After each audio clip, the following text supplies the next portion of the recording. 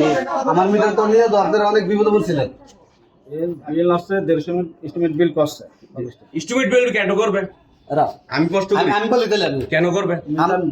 আমার মিটারে মিটার নষ্ট কারণে একদিন আপনি চেঞ্জ করে দেন।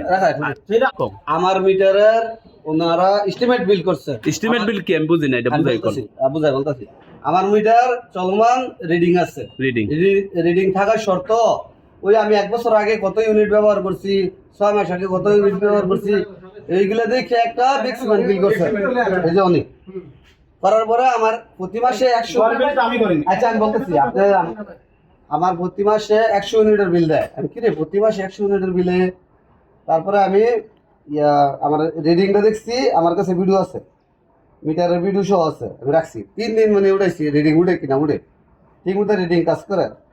তারপরে আমি অফিসে যা ডিজিএম স্যারের কাছে বলছি সরাসরি, বলার পরে ডিজিএম স্যার আমার সুন্দর সমাধান দিছে। যেহেতু আপনার মিটারে রিডিং আছে, রিডিং অনুযায়ী আপনার বিল যদি বেশি নিয়ে থাকে অতিরিক্ত আর লিটান দিবে আমার।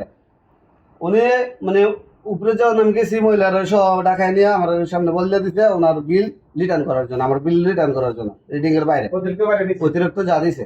এখন মহিলা করছে কি যেগুলো নিচ্ছে এগুলো হজম করার লেগে আমার বুঝায়, আমি তো মানি না। আমি অফিস থেকে এসে পড়ছি, আবার ডিজিএম স্যারের কাছে যাবো, আবার আমার রাস্তায় ধরে লিছে। 2 দিন পরে গেছিলাম, 2 দিন পরে যাওয়ার পরও আমার রাস্তায় পাই লিছে, ভাইয়া আমার টাইটা নিয়ে বুঝাই দিছে, তাও মানি না, আমি করছি ডিজিএম স্যারের কাছে যাইনি।